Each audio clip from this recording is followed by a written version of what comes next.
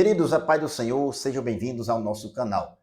Nesse vídeo nós iremos resumir a lição 12, que tem como título Criando Filhos Saudáveis. Neste domingo nós estaremos comemorando também os 112 anos da existência da Assembleia de Deus no Brasil. Você, meu irmão e minha irmã, que faz parte dessa instituição centenária, que Deus possa usar e o abençoar na sua obra, para que o Evangelho de nosso Senhor Jesus Cristo seja propagado e continue sendo uma bênção nesta nação. Parabéns a todos os irmãos que fazem parte da Assembleia de Deus no Brasil. O texto áureo da nossa lição diz: E crescia Jesus em sabedoria e em estatura, e em graça para com Deus e os homens. Está em Lucas capítulo 2, versículo 52. Verdade prática.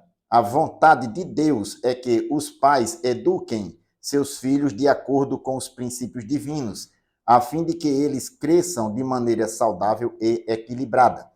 A leitura bíblica em classe encontra-se no Evangelho de Lucas, capítulo 2, versículos 40, 42 ao 52, que nós não iremos ler, mas iremos fazer menção. A palavra-chave é equilíbrio. Nesta lição nós temos 3 objetivos específicos, quais sejam: revelar a normalidade da família de Jesus, abordar as fases da vida de Jesus conforme os evangelhos apresentam e explicar o tríplice desenvolvimento do Senhor Jesus. Nesta lição nós iremos estudar um pouco da família do nosso Senhor, como ele veio aqui na terra por obra e graça do Espírito Santo na Virgem Maria. E ele foi criado em uma família normal, juntamente com seus irmãos. Nós iremos extrair algumas lições de vida nas fases de crescimento do nosso Senhor, bem como na sua vida terrena aqui na terra, dentro de sua família. Nós iremos para o nosso esquema resumo e ele sempre fica disponível no final do vídeo. O primeiro ponto, uma família normal. O número 1, dados gerais da família. José e Maria eram descendentes do rei Davi, da família de Davi, conforme Lucas registra no capítulo 2, versículos 4 e 5 do seu evangelho. O casamento deles se deu após o anjo do Senhor se revelar para José. Maria se encontrou grávida por obra e graça do Espírito Santo. José intentou deixá-la secretamente e o anjo do Senhor veio a ele num sonho e disse que ele não temesse tomar Maria, porque o que dela estava gerado era do Espírito Santo. José então não se relacionou sexualmente com Maria até que ela deu à luz o seu filho, o primogênito. Diz o texto em Mateus capítulo 1, versículo 24 e 25. E José, despertando do sono, fez como o anjo do Senhor lhe ordenara e recebeu sua mulher. E não a conheceu até que deu à luz o seu filho, o primogênito, e pôs-lhe o nome de Jesus. O número 2, os filhos de José e Maria depois de Jesus. Depois que Jesus nasceu, o filho primogênito, José e Maria tiveram outros filhos, e a Bíblia registra lá em Marcos capítulo 6, versículo 3. Nós resumimos aqui: Tiago, José, Judas, Simão, e ainda também tiveram outras filhas. A Bíblia não registra a quantidade, mas pelo termo plural, foi mais de uma, irmãs. Dentre esses filhos que José e Maria tiveram, irmãos de Jesus, existe também, na atualidade, dentro do cristianismo, um segmento que não aceita com facilidade, diz que eles foram primos, mas na realidade o texto mostra que são irmãos. Era o termo grego, que é traduzido para nós na língua portuguesa. Jesus ele teve esses 4 irmãos e pelo menos 2 irmãs. O termo plural, irmãs, mais de uma. Os seus irmãos não acreditaram que ele era o Messias, até que Jesus ressuscitou. Depois da ressurreição foi que eles vieram acreditar. Diz em João capítulo 7, versículo 5, o evangelista registra que nem mesmo seus irmãos criam nele. Paulo, na primeira carta aos Coríntios, capítulo 15, versículo 7, ele mostra, pelo menos Tiago, que era dentre eles, possivelmente o mais velho, que aparece primeiramente na lista de Marcos 6 e 3, Tiago ele era um dos líderes da igreja e ele creu no Senhor após a ressurreição. É o que Paulo descreve nesse texto como o Senhor apareceu para Tiago. Tiago é o mesmo que escreve a carta que está incluída no cânon do Novo Testamento, bem como Judas também na carta antes do Apocalipse.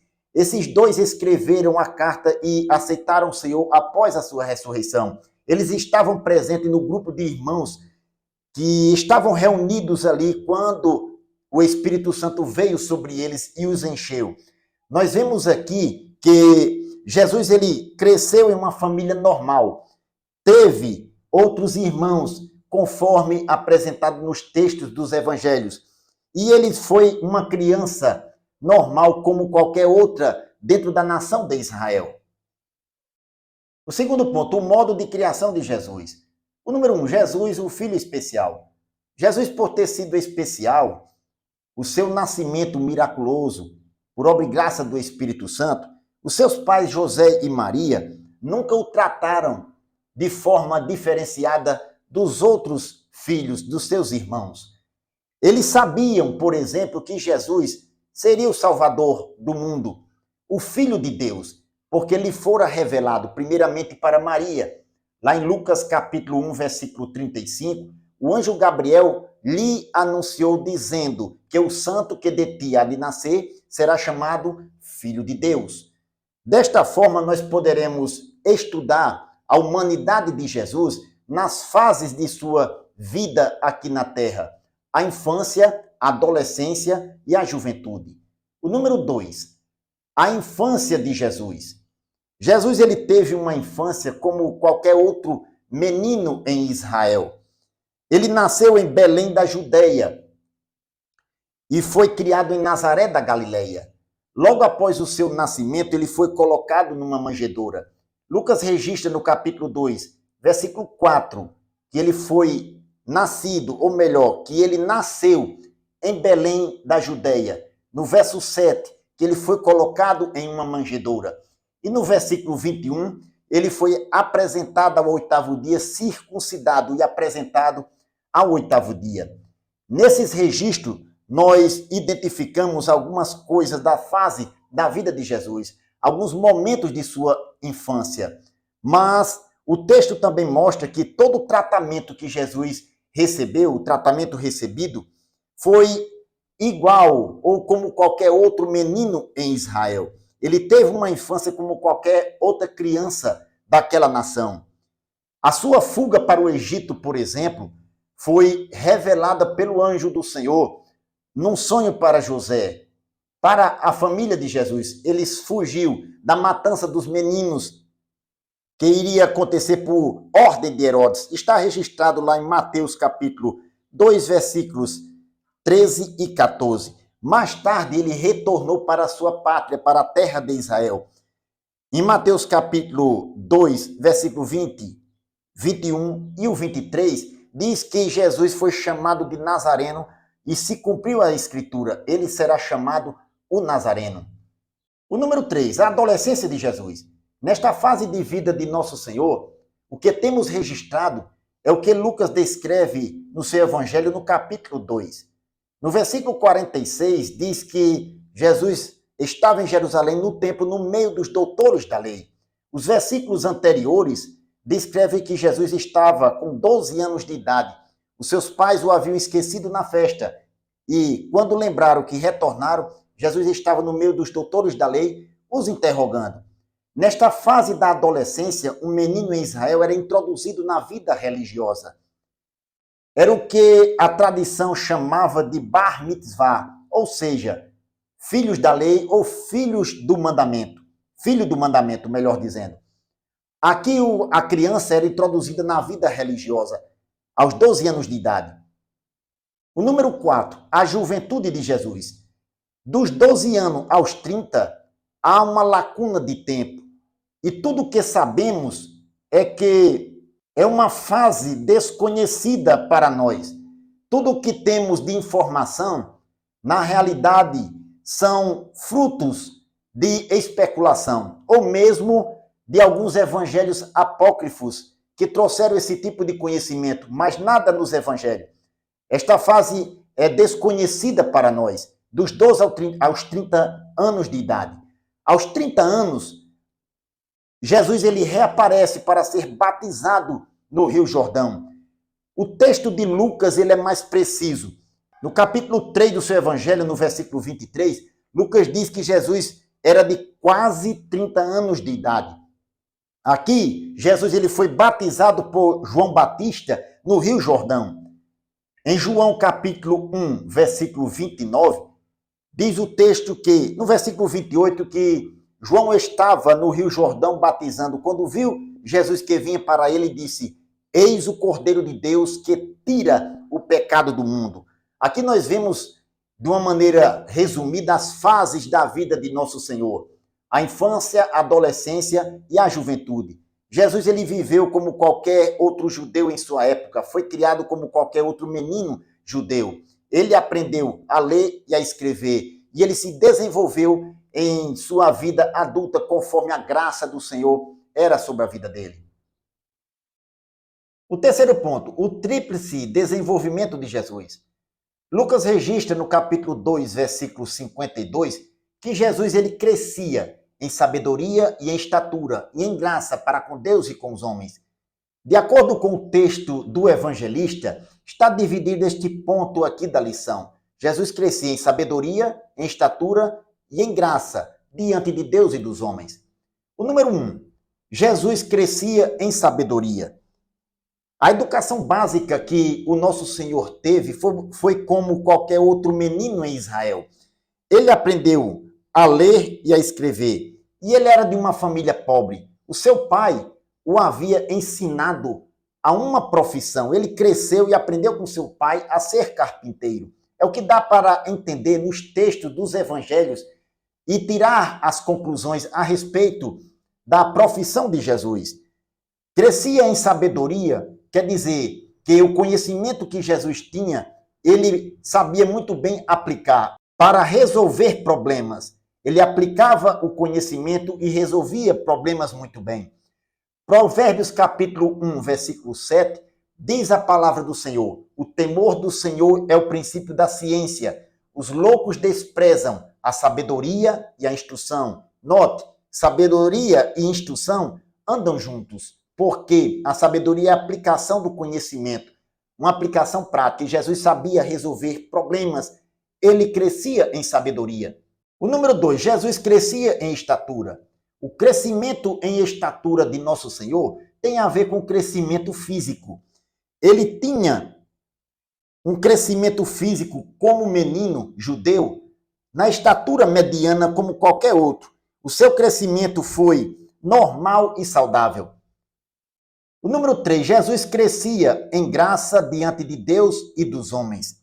A expressão crescia em graça tem a ver com a natureza da missão de Jesus. Jesus ele veio aqui cumprir a missão do Pai e resgatar a humanidade para Deus, morrer no lugar dos homens, dos pecadores.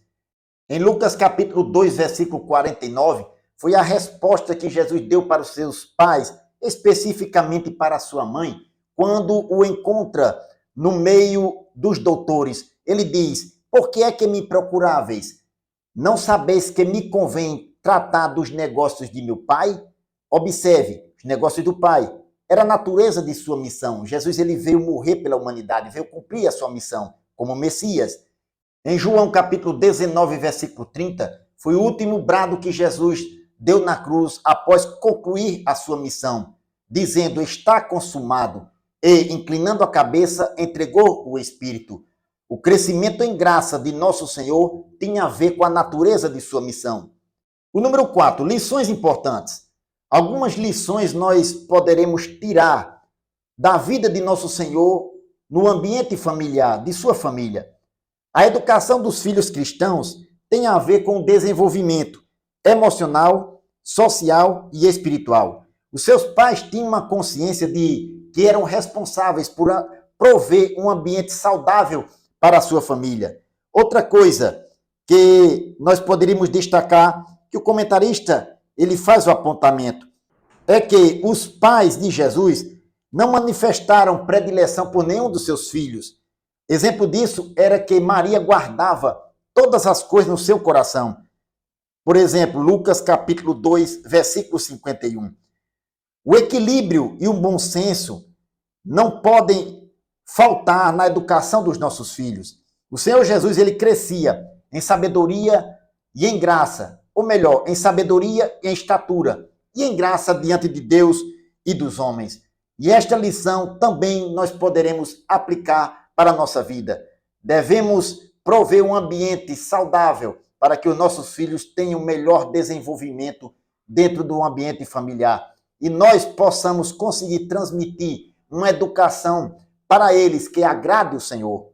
Louvado seja Deus. Queridos, para concluir, eu gostaria de fazer a citação do nosso comentarista. Ele mostra na conclusão, abro aspas, a família de Jesus é um exemplo de boa formação familiar. A respeito dos pais, aprendemos a ser equilibrados, ponderados e não manifestar predileção pelos filhos.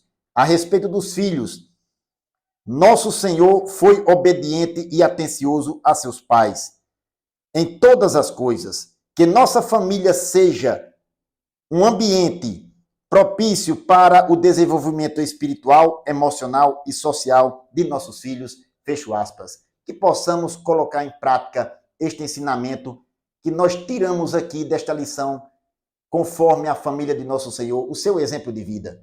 Que Deus o abençoe em nome de Jesus.